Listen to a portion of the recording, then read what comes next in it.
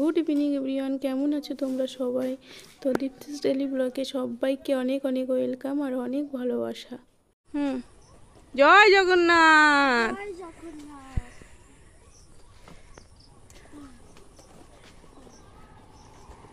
বাবু বলো জয় জগন্নাথ। চলো চলো চলো,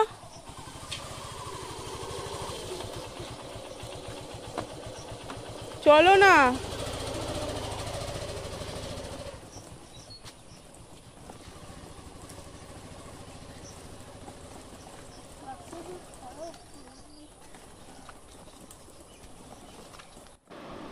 বাবু রথ নিয়ে কোথায় যাচ্ছে, যাবে বলে বার করেছে বলো তো? মাসির বাড়িতে যাবে, মানে আমার বাড়িতে। তো রাস্তায় তো সবাই বলছে তুই কি জগন্নাথ বলরাম সুভদ্রাকে নিয়ে মাসির বাড়িতে যাচ্ছিস? তা বলছে হ্যাঁ আমি মাসির বাড়িতে যাচ্ছি। আর রাস্তাটা দেখো একটু খারাপ, তো বারবার মানে ঠাকুরটা পড়ে যাচ্ছিল। তা ও আমাকে আবার বলছে মাসি ওকে ওকে ওখানে শুইয়েই দাও। তো ও ভাবছে যে মনে হয় মাসির বাড়িতে শুয়েই যেতে চাইছে। তা আমি আবার একটু ঠিক করে দিলাম ঠাকুরটা, শুধু পাকা পাকা কথা। তো দুজন তো তাড়াতাড়ি চলে এলাম রথটা বাড়িতে রেখে সন্ধে টন্ধে ধরিয়ে। তো মা বলছে মাসি তাড়াতাড়ি চলো, আমার আবার ভাগ্নির বার্থডে। বলছিলাম না দুপুরে নেক্সট ব্লগে তোমাদের বলছিলাম যে দুপুরে ও বার্থডে যাবে। তো দেখো এই হচ্ছে আমাদের বার্থডে গার্ল। দেখেছো বার্থডে গার্লকে কি সুন্দর কিউট লাগছে। ভীষণ গুড গার্ল। দেখো ড্রেস পরে খুব সুন্দরভাবে সেজে গুজে উনি বসে আছে। তো আমাদের মানে বাবুর ভাগ্নি হয়, তো আমরা ওর সম্পর্কে দিদুন হই, তো ভীষণ মজা করি ওর সাথে। তো দেখো কি সুন্দর সেজে গুজে একদম গুড গার্ল হয়ে বসে আছে।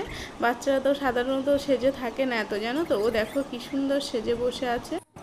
এদিকে তো কেক টেক কাটা একদম রেডি হয়ে গেছে। আর এইদিকে দেখো দেখো সব সময় কাজ, আমার কাজের মেয়ে সব সময় কাজ। কাজ ছাড়া ওর আর কিচ্ছু ভালো লাগে না। দেখেছো সব সময় ও এক মনে এক ধ্যানে কিছু না কিছু সব সময় করে। তো সবাইকে বলি গুড মর্নিং। পরের দিন সকাল থেকে আবার দেখো ভিডিওটা স্টার্ট করলাম। এখানে চিনি উঠে গেছে, তো ওর জন্য আমি একটু খাবার বলছি। ও উঠে মানে ঘরে আছে, আমি ওর জন্য খাবারগুলো না কৌটা শেষ হয়ে গেছিলো, আবার প্যাকেট ভেঙে আবার ঢেলে আবার ওর জন্য দেখো খাবারটা আমি বানিয়ে নিলাম। উঠে গেছে, চিনির জন্য খাবার বানালাম। ওকে এবার একটু খাইয়ে দেবো, কারণ কি বলো তো আমার সকালে উঠে রান্না বান্না মানে ঠাকুর পূজা দেওয়া সব গোছানো হয়ে গেছে। কিছু জিনিস ছিল ওর বাবা পরিষ্কার করে দিয়ে গেছে, আমি সেগুলো বাইরে মেলে দিয়েছি। আর তোমার হচ্ছে মানে ঠাকুর পুজোটা দিতে গেছি না, ও ঘুমিয়ে আছে, সব কিছু রেডি করে নেব। ঠাকুর পুজোটা সবে দিতে গেছি, তার চিনি উঠে গেছে, তো ওকে নিয়েই পুজোটা সেরে নিলাম। তো এখন ওকে একটু খাইয়ে দেবো। তো এখনও দেখো চিনি এদিকে শুয়ে শুয়ে কার্টুন দেখছে। বুঝলো, চিনি শুয়ে শুয়ে কার্টুন দেখছে উঠে। তো সকালে উঠে একটু টিভি দেখছে, আর আমি ওকে এবার খাইয়ে দেবো, কারণ খাওয়ার সময় ওনার তো কার্টুন দরকার। খাইয়ে দেবো, দিয়ে বিছানাপত্রও গুছাইনি, কারণ বিছানা গুছাতে গেলে যেহেতু 10টা বেজে গেছে, বিছানা গুছাতে গেলে একটু দেরি হয়ে যাবে। সেই জন্য আগে একটু ওকে খাইয়ে নিই, তারপরে আর কাজগুলো সেরে নেবো। তো চলো। তো দেখো চিনির সকালের টিফিন খেতে খেতে 1 ঘন্টা লেগে গেল। কোনো রকমে খাইয়ে ওকে নিচে নামিয়ে দিলাম, দিয়ে আমি একটু মানে বেড কভারটা তুলে নেব। তো দেখো বর্ষার সময় না এমনি বিছানা সব সময় দেখবে একটু স্যাঁতস্যাঁতে ভাব হয়ে যায়, তাছাড়া ঘরে বাচ্চা থাকলে দেখবে আরও একটু স্যাঁতস্যাঁতে হয়ে যায়। তো আমি ভাবছি বিছানাটা তুলে একটু আরও নতুন করে বিছানা পেতে নেবো। এটাও 2-3 দিন হয়ে গেছে। তো বাচ্চার ঘরে দেখবে বেড কভার, তাছাড়া আমি আগে প্লাস্টিক দিয়ে রাখতাম, যেহেতু চিনি টয়লেট করতো, তো তখন একটু ছোট ছিল, তখন সবসময় প্লাস্টিক দিয়ে রেখে দিতাম। এখন যেহেতু বড় হয়ে গেছে না, তো এখন আর প্লাস্টিক দেখবে আমাদেরও ভালো লাগে না। তো বৃষ্টির সময় তো ভাবছি আরেকটু প্লাস্টিক পেতে রাখলে ভালো হতো, কারণ কোনো রকমে যদি বাচ্চা, তো কোনো রকমে যদি একটু টয়লেট হয়ে যায় না, তো বৃষ্টির সময় শুকানো খুব সমস্যা হয়ে যায়। তো দেখো দুষ্টুটা আমার সাথেও কত কাজ করে দিচ্ছে। তো সারাদিন শুধু ঘুরঘুর করবে। আর কালকে জন্মদিন ওখান থেকে এসে না প্রায় সেই 12টা বেজে গেছে। তো মানে চিনিকেও একেবারে, তো চিনি তো ওখানে তেমন কিছু খায়নি, তো ওকে আবার বাড়িতে এসে খাইয়েছে। আর তোমার একটু তাড়াতাড়ি ঘুমিয়েছে, কারণ দুপুরেও ঘুমটা ঠিকঠাক হয়নি সন্ধ্যের থেকে, তো একবারে 12টার সময় ওকে ঘুম পাড়িয়ে দিয়েছি। রাত 12টায় এসে মানে 12:30টার দিকে ঘুমিয়ে গেছে। কালকে আর অতটা মানে তাড়াহুড়ো হয়নি। আর বাইরে কিছুটা জিনিস মেলা আছে, তো দেখো আবার মেঘ করে বৃষ্টি আসছে। ভাবছি যে ওগুলো আর বাইরে দেবো না, কারণ বারবার চিনিকে নিয়ে তো বাইরে যাওয়া আসা ভীষণ সমস্যা হয়ে যায়। সেই জন্য আমি ভাবছি যে ওটা একবারে তুলে তোমার ঘরের মধ্যে সব কিছু মেলে দেবো। আর মানে দুদিন আগের জিনিসগুলো একবারে, আজকে খুব সুন্দর রৌদ্র বেরিয়েছিল, তো আগের জিনিসগুলোও শুকিয়ে নিয়েছি, আর আজকে অনেকটা প্রায় ধুয়ে দিয়েছি।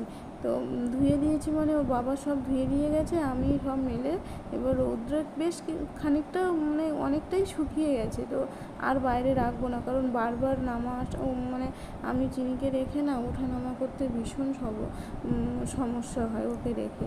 তো একবারে ঘরের মধ্যে দিয়ে দেবো, দিলে আর অসুবিধা হবে না। তো যতটা শুকিয়েছে তো সেটাই অনেক বৃষ্টির সময়।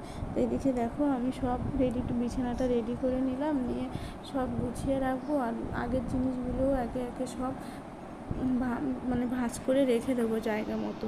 আর চিনি তো এখনও চ্যান হয়নি, ওর সবে মাত্র সকালের খাবারটা খাইয়ে দিলাম। তার এখন নিচে খেলছে, আমার হচ্ছে খেলতে লাগুক, তার আমি অনেকটা জিনিস একটু গুছিয়ে নিই, কারণ অনেক জিনিস জমে আছে, সেইগুলো জায়গা মতো গুছিয়ে রাখতে হবে। ভিজে জিনিসগুলোও জায়গা মতো মেলে দিতে হবে। দেখবে ঘরটা না মানে এলোথুলো হয়ে থাকলে মনে হয় কি যে বাবা কত কাজ আমার হচ্ছে না। দেখবে সব কিছু গুছিয়ে রাখলে মনে হবে না ঠিকঠাক সব ঠিকঠাকভাবে চলছে। আমার তো ওটাই মনে হয় কি বাবা চারিদিকে জিনিস এলোথেলো হয়ে আছে। আর আজকে বিশেষ কিছু রান্নাও তো তেমন মানে চাপ নেই। তো ও বাবা যেহেতু সকাল সকাল বেরিয়ে গেছে, আর চিনিকে একটু মাছের ঝোল ভাত করে দেবো বেলায়, ওই হয়ে যাবে। তো দেখো আমার বিছানাপত্র সব রেডি করা হয়ে গেছে। আর বলছিলাম না জিনিসগুলো গুছিয়ে রাখবো, তো সেগুলো চিনির জিনিসটা আলাদা করে রাখবো, আমাদেরগুলো আলাদা করে সব কিছু গুছিয়ে রাখবো জায়গা মতো, নিলে অনেকটা গাছ গুছানো হয়ে যাবে। তো একদিন দেখবে রান্নার ঝামেলাটা কম থাকলে না ঘরের অন্য কাজগুলো অনেকটা গুছানো হয়ে যায়। তো সেটাই ভাবছি, মানে অনেক কিছু হয়ে যাচ্ছে আজকে। তো জিনিসপত্র এগোছিলো মানে, আর বাচ্চা থাকলে দেখবে আর চিনিকে নিয়ে সময়টা যে কীভাবে কেটে যায় তো সে বুঝে ওঠা খুব মুশকিল। কখন দুপুর হচ্ছে, কখন সকাল হচ্ছে, কখন রাত 2-3টে বেজে যাচ্ছে বুঝতেই পারছি না। তো কি করব বলো, যে একবার জীবন সেবায় বড় হয়ে গেলে তো আর কিছু মানে সমস্যা থাকবে না, ওই বড় হওয়াটাই তো বেশি কষ্টকর। তো এদিকে দেখো অনেক কাঁথাও জমেছিল, সেগুলোও সব ভাঁজ করে জায়গা মতো গুছিয়ে রেখে দেবো। তার চিনি না মাঝে মাঝে এত দুষ্টুমি করে, এইগুলো আমি গুছিয়ে রাখবো, ও আবার সেইগুলো খেলিয়ে মানে এদিক ওদিক ছড়িয়ে ছিটে রাখবে।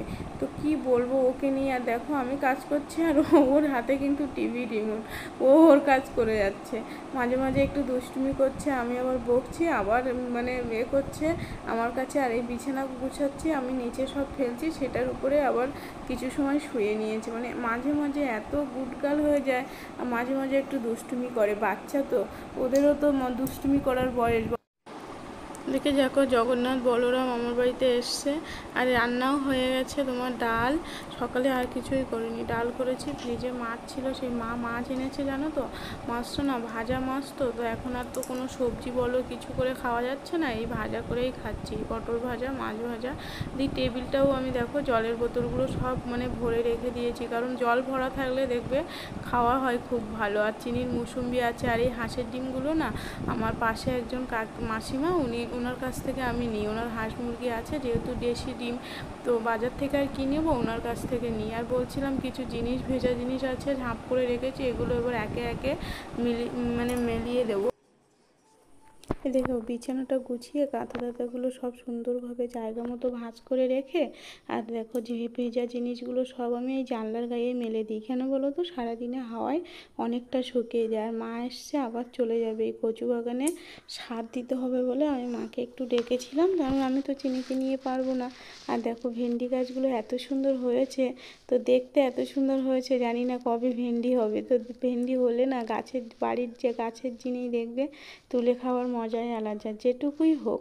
আর ওখানে দেখো আমাদের কলা গাছে, ওটা হচ্ছে কাঁঠালি কলা, কলা ধরেছে। আর এই কাঁকড়াগুলো মা এনেছিল বাড়ির থেকে। তো দেখো মানে আমি, মা বললো একটু জল দিয়ে চান করিয়ে নে, তো আমি একটু জল দিয়ে চান করাতে দিয়েছি কাঁকড়াকে, এবার ছেড়ে দেবো। তো এর মধ্যে চিনিকে মা চান করে দিয়ে গেছিলো, ও ঘুমিয়ে পড়েছে, ওকে ঘুম পাড়িয়ে দিয়েছি। এবার আমি একটু খেয়ে নেব ওর ঘুমাতে ঘুমাতে, আবার ও উঠলে ওকে খাওয়াতে হবে। দেখো আমি কালকে সেই মাংস ছিল ওটা নিয়েছি, আর এই ডাল, আর এটা হচ্ছে চিনির তরকারি, পেঁপে দিয়ে মাছের ঝোল। তো আর ব্লগটা বেশি বড় করব না, ভালো লাগলে অবশ্যই লাইক শেয়ার কমেন্ট করে দিও, আর চ্যানেলটি অবশ্যই সাবস্ক্রাইব করে দিও প্লিজ, পাশে